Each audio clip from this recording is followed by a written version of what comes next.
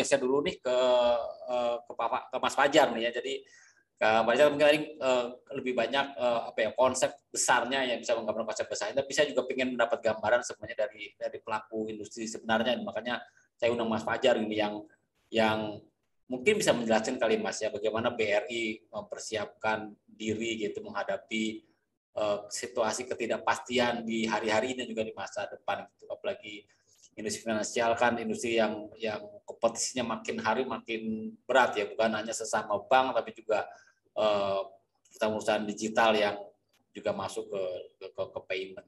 Untuk Mas Fajar, Mas bisa nggak Mas ceritakan, setelah kamu presentasi Mas menceritakan apa sih yang telah dan akan dilakukan BRI gitu untuk menghadapi situasi ke depan. Semoga nanti dari sharingnya Mas Fajar kita bisa tahu tuh apa sih sebenarnya, apa yang bisa kita persiapkan, apa yang bisa organisasi persiapkan gitu dengan meniru apa yang dilakukan BRI. Silakan Mas Fajar presentasinya. Baik, terima kasih Mas Wisnu. Saya izin share materi saya. Ya oke, udah kelihatan Mas, tinggal di slideshow-nya. Oke, ya selamat pagi Bapak atau Ibu audiens yang mengikuti webinar ini. Izin saya melanjutkan apa yang sudah dipaparkan secara konteks tadi oleh Pak Richard dan berbagi pengalaman apa yang kami lakukan di BRI tadi untuk bisa mewujudkan digital resiliency yang memang harus kita capai untuk bisa menjawab bagaimana kita bisa menjaga customer experience untuk customer kita. Ya, jadi seperti kita rasakan ya, mungkin bukan kita ketahui lagi, kita rasakan bahwa kita ada di era disruption ya, di mana tren, kemudian teknologi, termasuk dengan adanya pandemi, ini membuat way of life kita berubah. Dan mau tidak mau, perusahaan-perusahaan harus melakukan adaptasi jika diperlukan melakukan transformasi untuk bisa menjawab tantangan-tantangan akan kondisi di eksternal kita. Dan di BRI sendiri, kita sudah mulai untuk bertransformasi starting 2017 itu ada dua pokok transformasi yang kita lakukan, itu di sisi culture dan di sisi digital. Nah, transformasi digital sendiri ini kami punya framework yang kita susun. Kalau tadi kata Pak Richard itu perusahaan perlu melakukan strategi ya. Nah, ini strategi kami di BRI untuk bisa melakukan transformasi digital. Di sini ada 3 pokok yang kita lakukan. Itu pertama adalah digital core ya. Jadi seperti diketahui BRI itu adalah perusahaan yang tua, yang sudah eksis cukup lama, kemudian sudah melayani dengan cukup lama juga, dan ini sangat tergantung dengan banyak sistem legacy yang menjadi pondasi dari apa yang diberikan BRI kepada customer BRI.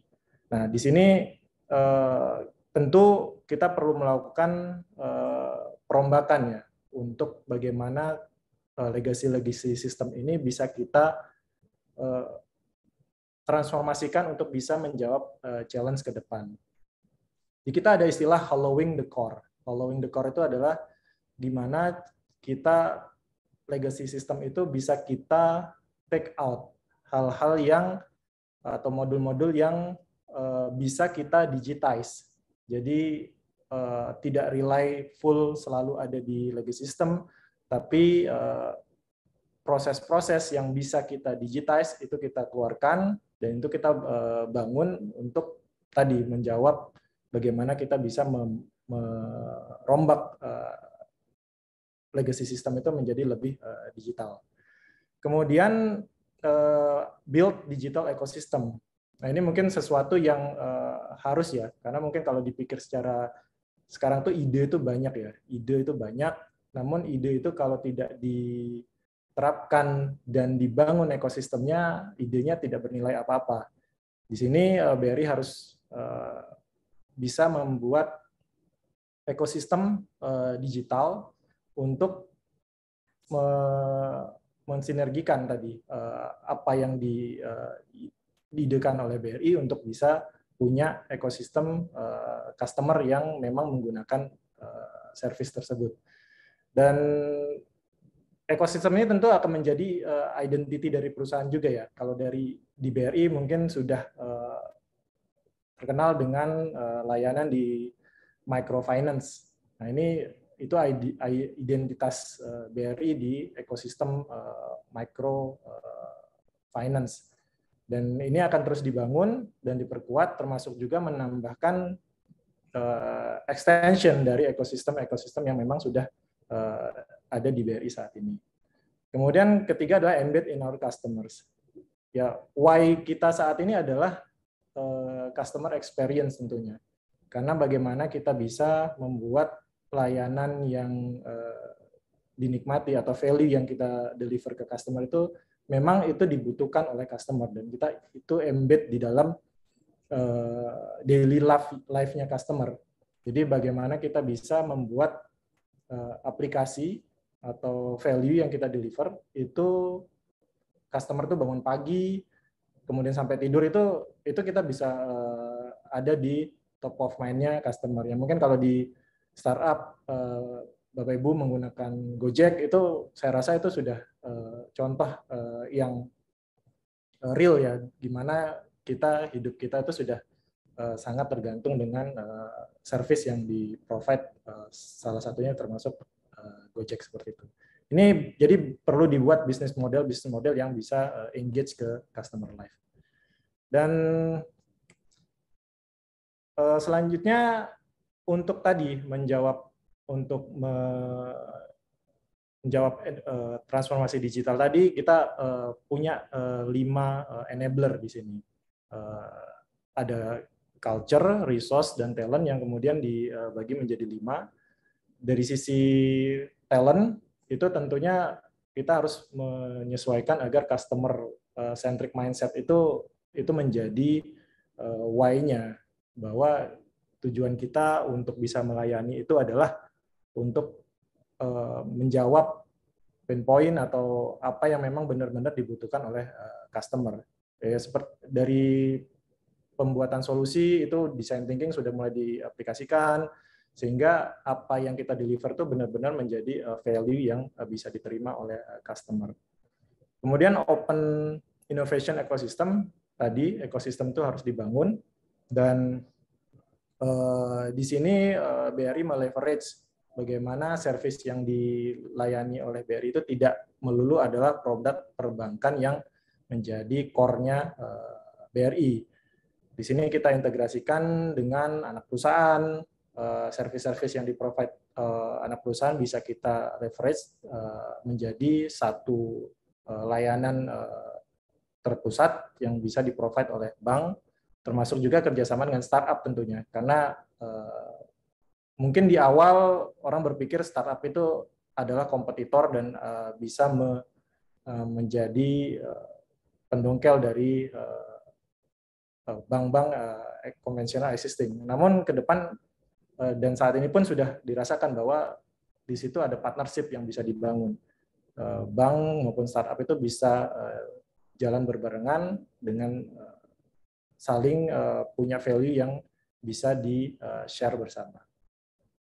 Kemudian ada data-driven organization, tentu karena kita memberikan service atau layanan itu based on data tentunya. Kita melihat bagaimana dari data kita bisa membuat credit scoring yang lebih baik, kemudian bisa menilai scoring merchant, kemudian kita bisa memprofile customer, dan tentu termasuk aspek security juga ya, terkait bagaimana kita bisa identifikasi fraud berdasarkan data yang kita miliki.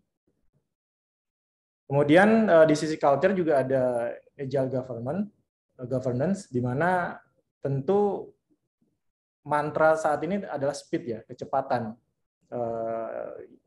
kita tahu bahwa sekarang bukan besar menang terhadap kecil, tapi yang cepat menang terhadap yang lambat gitu. Nah, ini perlu adanya governance yang bisa enable agility itu bisa cepat, namun bisa baik juga. Jadi faster and better itu bisa dijawab. Kemudian di sisi resource, nah ini di teknologi, bagaimana teknologi bisa menjadi scalable, reliable, dan secure untuk tadi menopang bisnis bank, termasuk untuk menjawab inovasi-inovasi ke depan. Dari 5 item itu mungkin saya akan lebih detailkan di 2 item ya, karena relate dengan tema kita hari ini terkait agile governance. Jadi sekarang agility itu sudah menjadi keniscayaan, di mana perusahaan-perusahaan harus bisa agile untuk bisa menjawab tren atau challenge yang ada di eksternal. Nah, di BRI juga memberlakukan itu, kita adopt way of work dengan agile, kemudian kita implement DevOps juga untuk tadi menjawab mantra speed tadi, mantra kecepatan tadi, untuk bisa secara pengembangan itu bisa iterasi secara cepat dari plan-nya, kemudian dari build-nya, deliver sampai run di operation-nya itu bisa terus berjalan secara kontinu. Dan implementasi DevOps sendiri itu tadi bagaimana membuat ban berjalan dari proses development sehingga operation itu menjadi satu kesatuan dan changes-nya bisa dengan cepat dilakukan.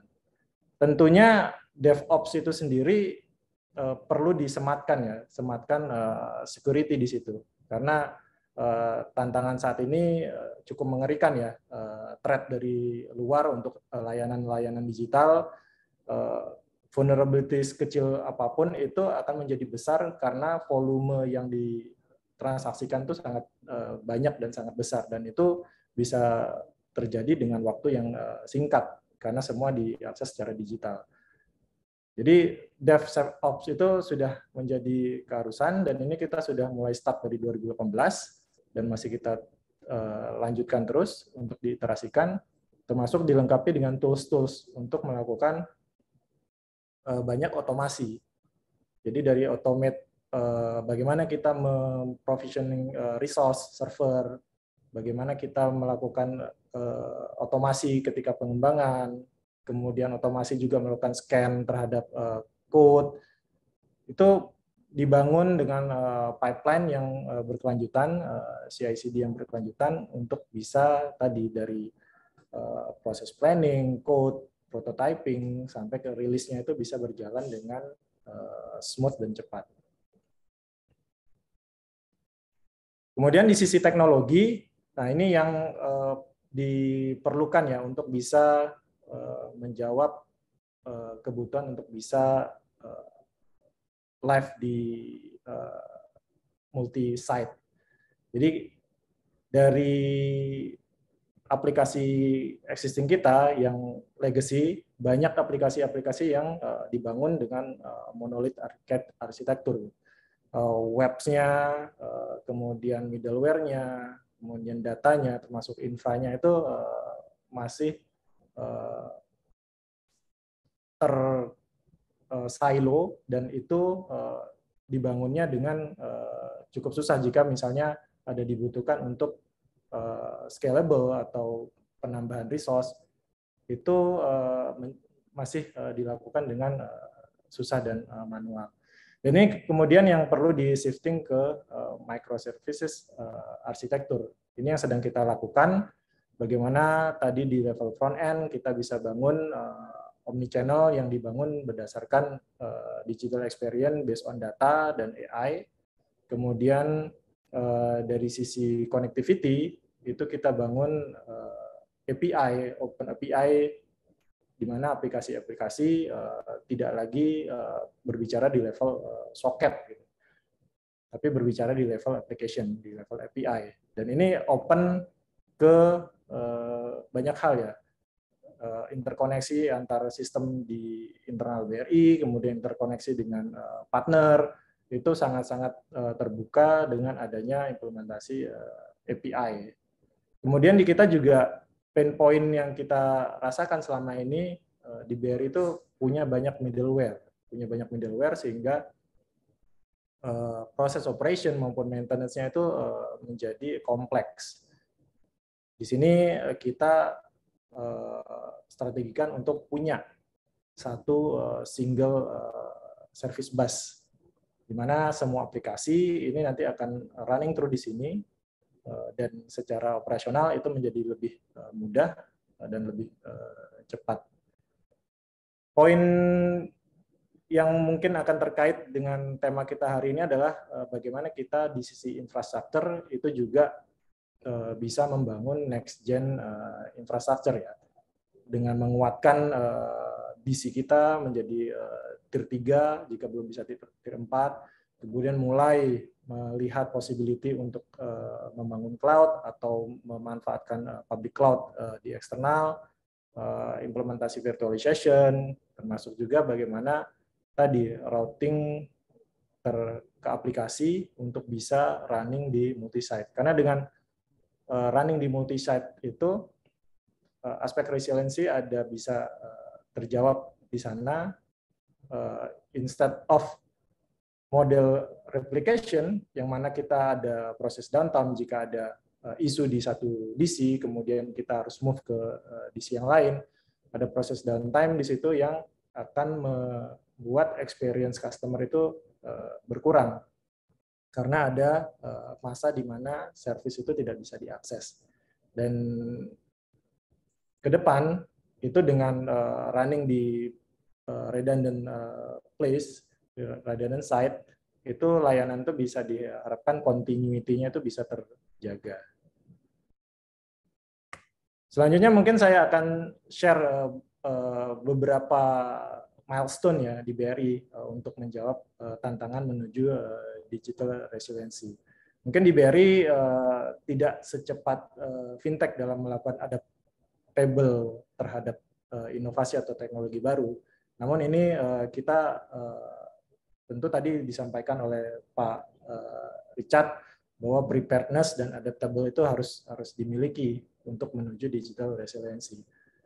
Di sini di tahun 2018 itu tim pengembangan itu sudah mulai bermain-main dengan Docker ya untuk melakukan deployment. Instead of melakukan deployment langsung ke bare metal atau ke virtual machine, itu sudah di explore bagaimana kita bisa melakukan deployment menggunakan Docker atau image.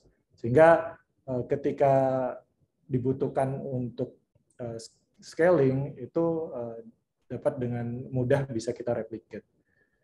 Nah, ini di 2018 juga kita pertama kali itu bisa live di public cloud ya. Ini mungkin bukan aplikasi internal BRI. Tadi ketika kita membangun ekosistem, itu kita ada membangun aplikasi-aplikasi yang memang digunakan oleh ekosistem.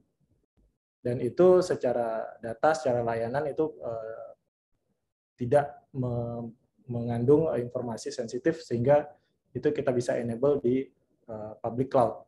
Ini step kita untuk bisa mulai mengekspor bagaimana kita bisa meleverage service yang diberikan di public cloud. Kemudian di 2019 karena trennya sudah menunjukkan bahwa cloud itu harus dibangun atau cloud itu sudah harus di-exploit untuk digunakan, kita bangun dulu di level on-premise kita. Kita bangun service virtualization yang kita bangun cluster DC yang besar, dan mungkin sampai tahun ini kita sudah berhasil achieve ya 90% server kita itu sudah running on top of virtualization. Kemudian ada implement single enterprise service bus. Kemudian tadi kita mulai shift aplikasi-aplikasi kritikal dari microservices ke cloud native. Nah, di 2020 ini kita lebih advance lagi untuk tadi on top of virtualization itu kita running container di atas virtualization. Kemudian ada server beberapa aplikasi kritikal kita yang kita sudah rework dari monolith ke microservices, kita running di container, termasuk memastikan high availability database. Aplikasi-aplikasi kritikal yang sebelumnya single database, mulai kita terapkan high availability di data center kita. Termasuk achievement untuk mencapai di tier 3 ya, tier 3 data center ini part of resiliency, bagaimana memastikan infrastruktur on-premise kita itu sudah sesuai dengan standar market. Kemudian di 2021 ini mulai expand lagi terhadap bagaimana kita bisa achieve terhadap active-active multi-site ya. Kita implement SDN untuk mempercepat network, kemudian ada menerapkan RPA dan IOPS untuk tadi menjawab kompleksitas dari aplikasi monitoringnya, sehingga memudahkan tim operation untuk bisa melakukan monitor dan investigasi atau troubleshoot terhadap permasalahan yang ada di operation. Termasuk di sini di tahun ini kita mengenable global server load balancing ya, yang memungkinkan kita untuk menjalankan aktif-aktif aplikasi kritikal kita di multi-site. Ya, ini mungkin sedikit strategi kami untuk bisa mewujudkan multi-cloud BRI untuk bisa aktif-aktif running di multi-site.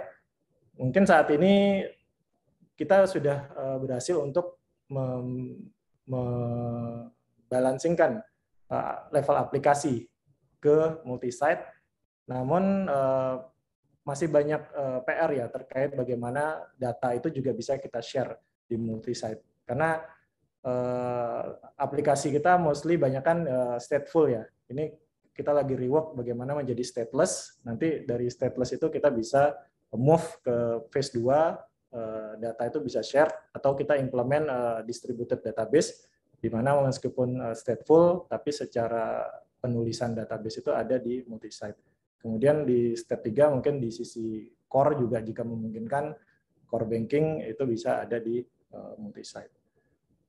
Selanjutnya mungkin untuk menjawab terus challenge ke depan, tentunya kita makin terus memperkuat resiliensi dan aplikasi kritikal kita termasuk infrastruktur dengan tadi sudah memastikan tier 3 kita berjalan dengan baik, termasuk juga migrate shift dari mono ke microservices itu terus dilakukan. Kemudian perlunya ada network automation tadi untuk mempercepat mendapatkan speed dari jika ada kebutuhan untuk switch atau mengurangi work labor manual yang dilakukan oleh operation, termasuk ini yang sedang kita bangun juga, establishing Cloud Center of Excellence, di mana ini kita untuk tadi bisa menstrategikan langkah ke depan kita untuk entering the cloud, kemudian menyiapkan people-nya, menyiapkan operation, termasuk security ya. Karena ketika kita masuk ke public cloud, tentunya governance terhadap data itu penting untuk kita pastikan security-nya. Kurang lebih seperti itu mungkin Bapak dan Ibu share dari kami. Terima kasih. Selamat siang. Assalamualaikum warahmatullahi wabarakatuh. Waalaikumsalam warahmatullahi wabarakatuh. Terima kasih Mas Fajar atas sharingnya, menarik tuh, bahwa tadi saya nyatat beberapa, jadi memang supaya cepat itu juga tadi Mas ngomongin agile governance gitu ya, jadi DevSecOps-nya, jadi ketika mulai buat aplikasi atau solusi itu udah security udah mulai dari awal, jadi langsung ketika membangun aplikasinya udah security udah embedded dari awal proses gitu Mas ya. Iya, kita coba untuk shift left ya terkait security juga, karena kalau kita masukkan di akhir, kemungkinan akan ada banyak temuan yang nggak comply, sehingga itu akan membuat kecepatan nanti nggak tercapai. Kita harus rework lagi. Jadi security memang harus sudah involved di depan. Jadi yang monolithic ke microservices itu core application atau emang lebih ke surrounding application-nya Mas? Ya, untuk saat ini pastinya itu ke surrounding ya, terkait aplikasi-aplikasi digital kita seperti Brimo, Billing, Bispot, layanan yang ke front end lah. Itu yang memang visible untuk bisa kita rework dari mono ke microservices. Untuk core banking mungkin itu masih ada PR, namun di sisi core banking sendiri kita masih terus perkuat untuk memastikan resiliensinya. Berarti next step-nya tadi itu Mas ya, multi site dari database kali tadi ya. Kalau sekarang kan udah aplikasinya udah multi site tapi masih ke satu database. Kalau besok-besok BRI akan juga menyebar database tersebut ya ke multi site gitu ya, kira-kira rencananya. Betul, rencananya seperti itu. Oke, sip. Terima kasih Mas Fajar atas waktunya.